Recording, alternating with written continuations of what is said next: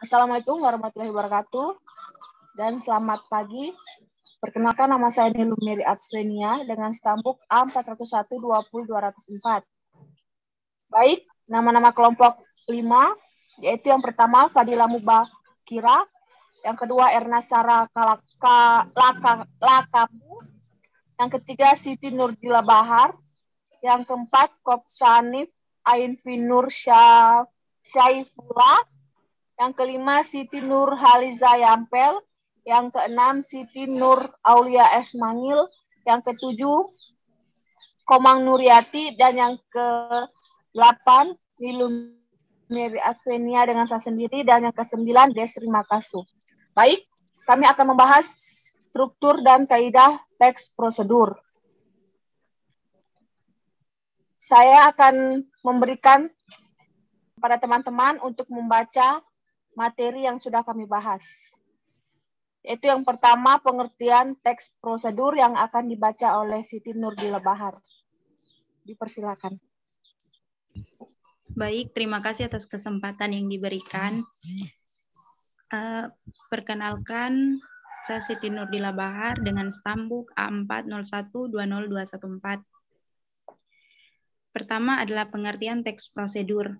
Teks prosedur adalah suatu bentuk teks yang berisi langkah-langkah atau tahapan-tahapan yang harus dipenuhi dalam melakukan suatu kegiatan agar kegiatan tersebut berjalan dengan lancar dan tanpa hambatan, secara teratur yang bisa membuat kegiatan yang dilakukan menjadi terhambat bahkan sampai gagal. Terdapat banyak kegiatan di sekitar kita yang harus dilakukan menurut prosedur. Jika kita tidak mengikuti prosedur itu, tujuan yang diharapkan tidak tercapai, dan kita dapat dikatakan sebagai orang yang tidak mengetahui aturan.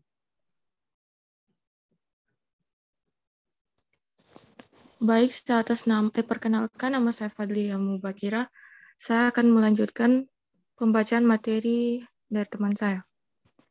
Struktur teks prosedur. 1.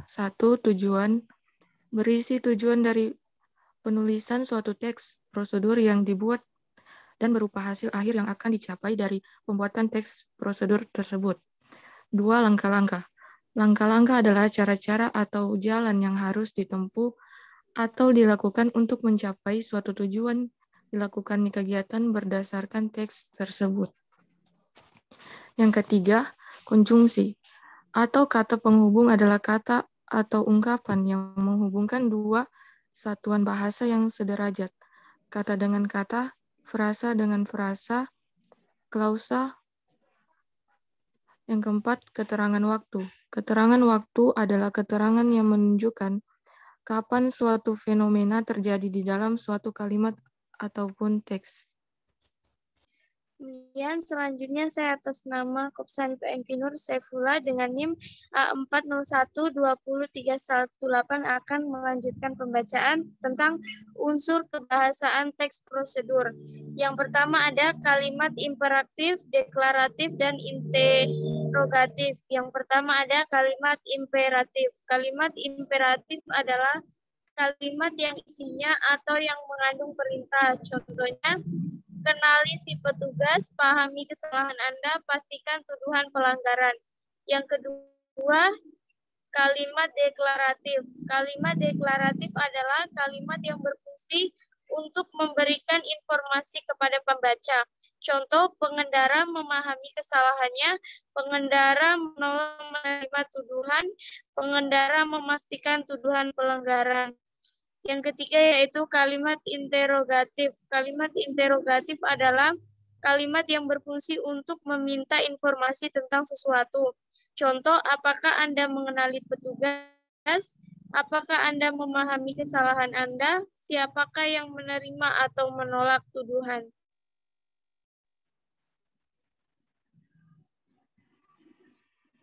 Lanjutannya, nomor 2, partisipan manusia. Partisipan manusia adalah semua manusia yang ikut serta dalam suatu kegiatan. Contoh, jika pengendara melakukan pelanggaran, tentu pihak yang berwajib menilangnya. Yang ketiga, verba. Verba dibagi menjadi 2, verba material. Verba material, verba yang mengacu pada tindakan fisik, melakukan, memukul, dan menilang. Yang kedua, verba tingkah laku. Verba yang mengacu pada sikap yang dinyatakan pada ungkapan verbal, bukan sikap mental yang tidak tampak seperti menerima dan menolak. Yang keempat, konjugasi temporal. Konjugasi temporal adalah sesuatu yang mengacu pada urutan waktu. Contoh, pertama, gunakan just lab. Kedua, lakukan percobaan. Ketiga, simpulkan hasil percobaan. Kemudian yang kelima, konjugasi jika, apabila, dan seandainya. Yang pertama, yang menunjukkan cara. Contoh, seandainya besok saya tidak masuk sekolah, maka saya akan ikut keluarga saya ke Manado.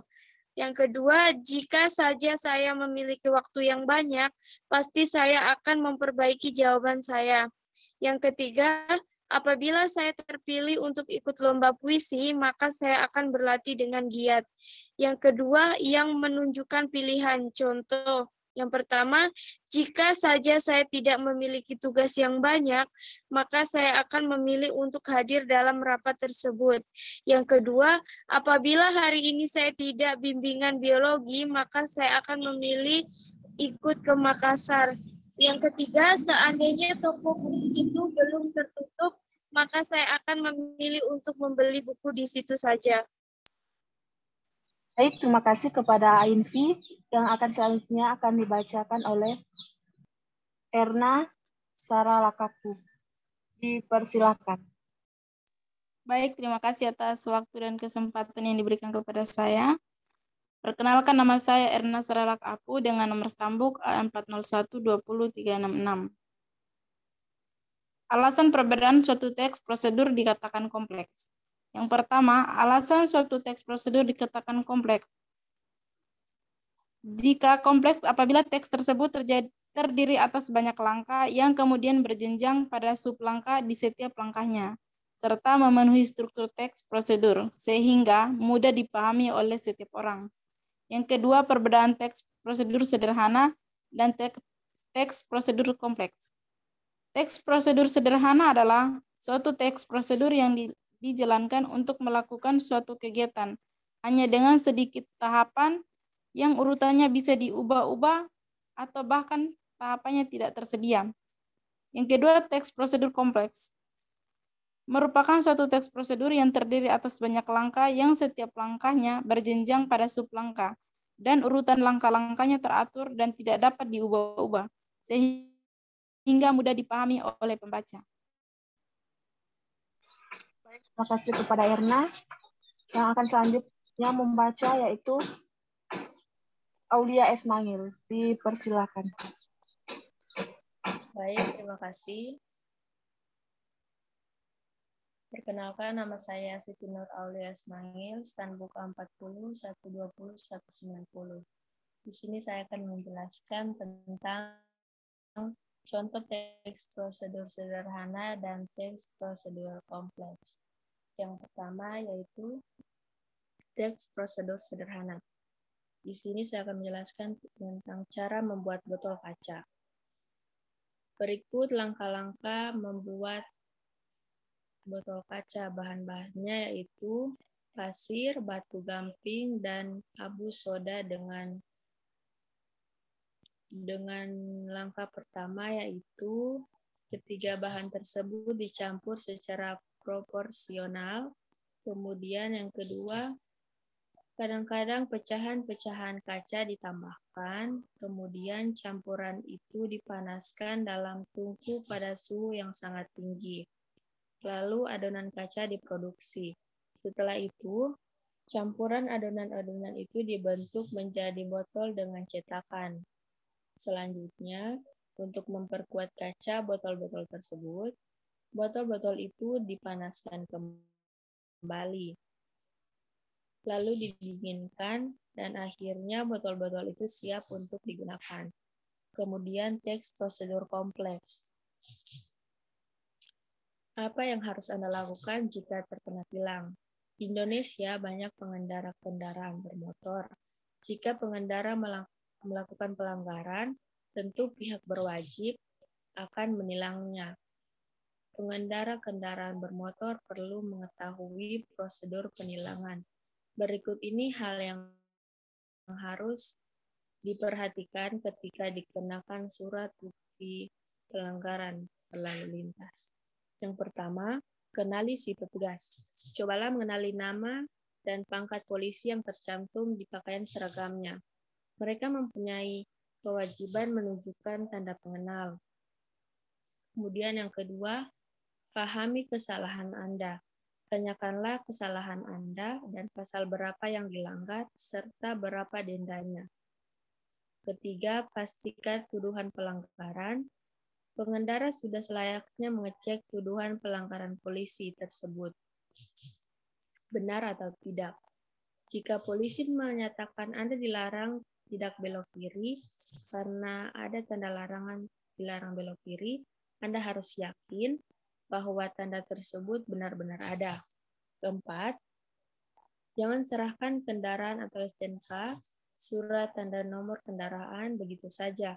Polisi tidak berhak menyita kendaraan bermotor atau STNK kita, kecuali kendaraan bermotor itu diduga hasil tindak pidana. Kelima, terima atau tolak tuduhan. Setiap pengemudi mempunyai dua alternatif terhadap tuduhan pelanggaran yang diajukan Polantas, yaitu menerima atau menolak.